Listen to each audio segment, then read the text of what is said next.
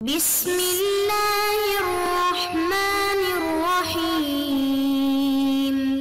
السلام علیکم ورحمۃ اللہ وبرکاتہ۔ عزیز طلبہ طالبات، تقابل ادیان و مذاہب کا سبق نمبر 29 آج ہم پڑھ رہے ہیں، جس کا عنوان ہے گوتم بدھ کی سوانح۔ آج کے اس سبق میں ہم گوتم بدھ کی زندگی کے بارے میں پڑھیں گے کہ وہ ان کا نام کیا تھا، وہ کہاں پیدا ہوئے، ان کی زندگی کیسے گزری اور وہ کہاں انتقال ہوا۔ ان تمام تفصیلات کو آج ہم پڑھیں گے۔ سبق سب سے گوتم بدھ کا نام و نسب۔ یہ گوتم بدھ کی تصویر ہے، یہ تصویر ان کے جو کہہ لیجیے کہ جوانی کی تصویر ہے، جو ان کی سمادھی کا جو مراقبے کا وہ اس طرح سے کرتی ہے۔ یہ تصویر سب سے زیادہ عام ہے اور یہی ایک ہی قسم کی تصویر زیادہ پائی جاتی ہے۔ گوتم بدھ کا اصلی نام گوتم سدھارتھ تھا، والد کا نام راجا سدودن تھا اور والدہ کا نام مہا مایا۔ مشہور ہندوستانی مورخ ڈاکٹر ایشوری پرساد لکھتے ہیں، کوشل قوم کی سلطنت کے مشرق میں شاک خاندان کے چھتری رہتے، کپل وستو ان کا دارالسلطنت تھا۔ گوتم بدھ کا لڑکپن کا نام سدھارتھ تھا، وہ کپل وستو کے راجا سدودن کے بیٹے تھے۔ اس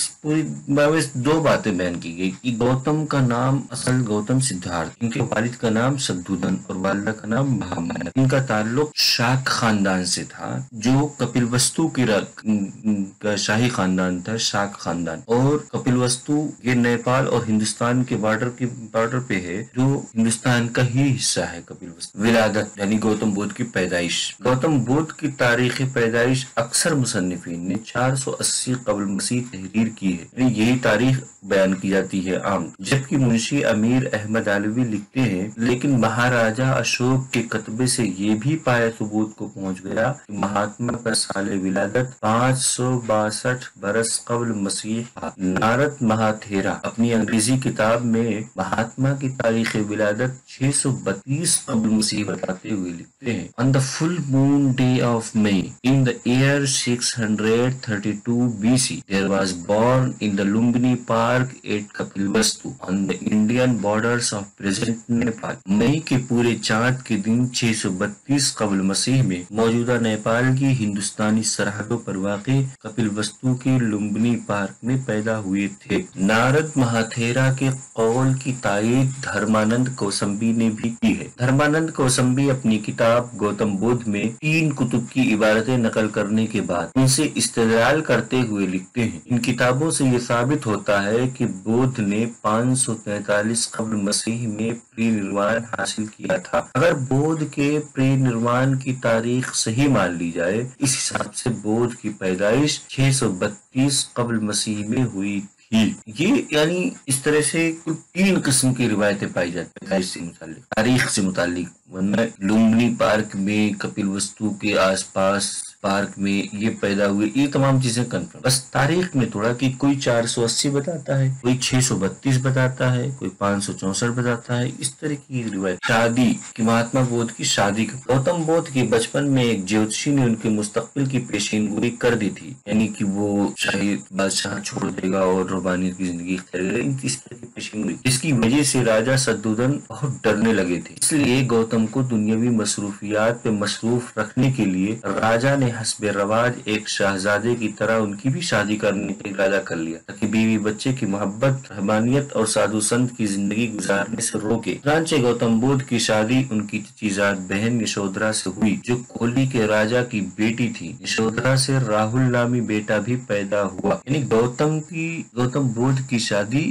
یشودھرا سے ہوئی تھی اور ان سے جو بیٹا پیدا ہوا اس کا نام راہل تھا۔ فقیری یعنی راہبانہ کی زندگی یہ ایک تصویر ہے جو ان کی فقیری کی زندگی کو بیان کرتی، کس طرح سے انہوں نے ریاضت اور مجاہدہ کر کے اور بھوک ہارے کر کے اپنے آپ کو گرا لیا تھا اور اتنے کمزور ہو گئے تھے کہ یہ تھی کی تصویر میں دکھا۔ شادی کے بعد جب گوتم بدھ کے یہاں راہل نامی بچہ پیدا ہوا تو گوتم بدھ کو یہ پیروں کی زنجیر معلوم ہوئی، چنانچہ گوتم نے فقیری کی زندگی گزارنے کا فیصلہ کیا۔ فقیری کی زندگی کی ابتدا کے بارے میں ایشوری پرساد لکھتے ہیں، گوتم کی عمر 30 سال ہو چکی تھی، انہوں نے فقیری کی راہ اختیار کرنے کا ارادہ کیا۔ ایک رات کو جب سب محل میں سو رہے تھے، وہ اٹھے اور دبے پاؤں وہاں گئے جہاں ان کی بیوی سو رہی، اسے اس ڈر سے نہ جگایا کہ کہیں محبت نہ ساوے، دور ہی سے بیوی اور بچے کو دیکھ کر لوٹ آئے اور رتھ میں بیٹھ کر شہر سے باہر چلے گئے۔ رتھبان نے بہت سمجھایا لیکن انہوں نے ایک نہ سنی اور شاہی لباس اتار کر فقیروں کا بھیس اختیار کر لیا۔ گھر سے نکلنے کے بعد علوم و فلسفہ کے ذریعے قلبی اطمینان حاصل کرنے کے لیے مختلف اساتذہ کے سامنے زانوئے تلمس طے کیے۔ اس دور کی تفصیل بیان کرتے ہوئے منشی امیر احمد علوی لکھتے ہیں، گوتم کے پہلے استاذ راج گڑھ کے مشہور راہب الارا تھے۔ جب ان کے نظریے سے اطمینان نہیں ہوا تو ادرک نامی فلاسفہ سے رجوع کر کے ہندو فلسفہ کے 6 مکاتب فکر کی تعلیم حاصل کرتے۔ ان میں یوگ اور مراقبہ کافی مقبول، اس لیے حصول علم کے بعد ریاضت اور جسمانی آزار کے لیے بودھ گیا کے جنگل ارولا میں 6 برس تک 5 شاگردوں کے ساتھ ریاضت۔ اچانک ایک دن مابعدت طبعیاتی مسائل پر غور و فکر کرتے ہوئے کمزوری اور نقاہت کے سبب بے ہوش ہو کر گر پڑے۔ پھر ہوش میں آنے کے بعد ریاضت ترک کر دی اور عام آدمی کی طرح کھانا پینا شروع کر دیا اور تپسیا ریاضت کی تسکین دہی کا انکار کر دیا، جس کی وجہ سے 5 شاگرد خفا ہو کر ساتھ چھوڑ کر بنارس چلے گئے۔ اس پوری عبارت میں بتایا گیا کہ گوتم کی زندگی فقیری میں کیسے آئی۔ وہ جب انہیں ان کے گھر بیٹا ہوا راہل لامی، تو پھر انہوں نے سمجھا کہ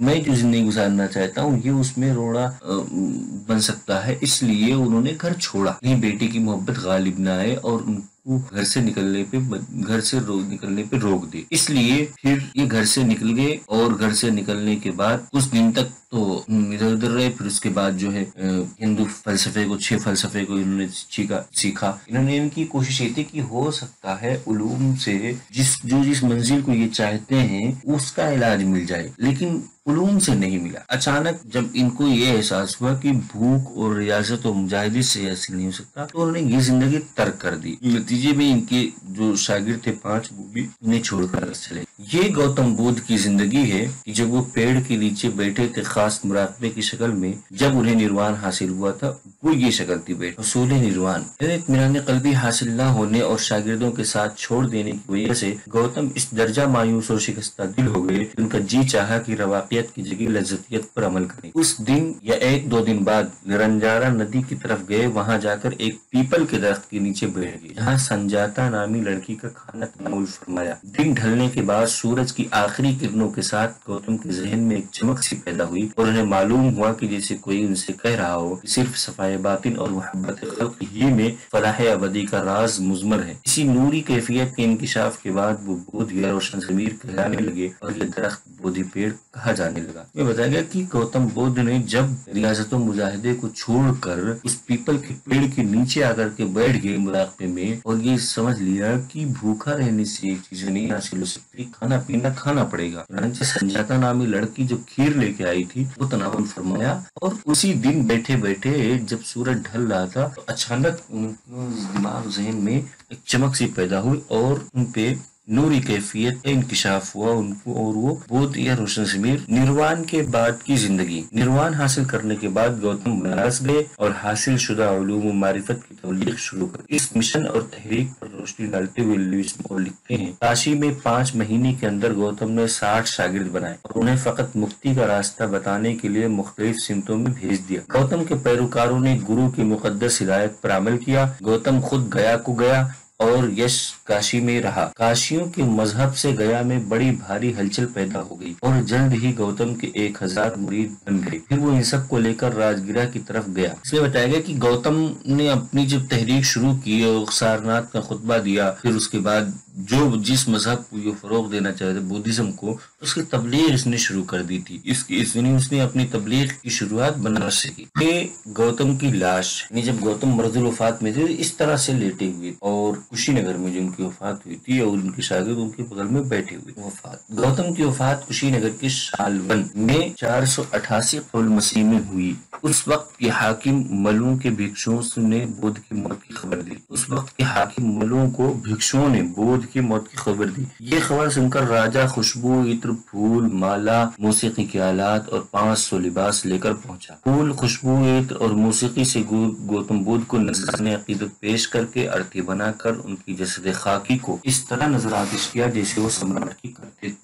گوتم کی ہڈیوں کے 8 حصے کر کے ان کو شاکیوں، کولیوں، اجات شتروؤں، لچھویوں، پاروا کے ملوں، کشی نگر کے ملوں اور برہمن خاندان کے دیپک کے درمیان تقسیم کیا گیا۔ اس پر سب نے یادگاری عمارتیں تعمیر کی جن کو استوپا کہا کہا جاتا ہے۔ بدھ کی وفات کشی نگر میں ہوئی تھی 488 قبل مسیح میں۔ اس کے بعد جو وہاں کا حاکم تھا وہ ملو ایک خاندان تھا، وہ اس خاندان کے حاکم نے اس کی آخری رسومات ادا کی تھی۔ پھر ان کی جلانے کے بعد اس کے راکھ کو جو ہے 8 حصوں میں تقسیم کیا گیا تھا، جن کو لے جا کر کے پھر استوپا بنایا گیا تھا۔ یہ 8 خاندان تھے، ان کی سب نے ایک ایک حصہ لیا تھا۔ آج کے سبق کا خلاصہ یہ کہ آج کے سبق میں سب سے پہلے ہم نے پڑھا گوتم بدھ کے نام و نسب کے بارے میں، پھر پڑھا کہ گوتم بدھ کی ولادت کہاں اور کیسے ہوئی، پھر شادی کے بارے میں پڑھا کہ گوتم بدھ کی شادی کیسے ہوئی، پھر فقیری کی زندگی کیسے شروعات ہوئی اس کے بارے میں، کہ نروان کیسے حاصل ہوا اور کہاں حاصل ہوا، نروان کے بعد کی جو زندگی ہے وہ کیسی گزری، اور پھر اس کے بعد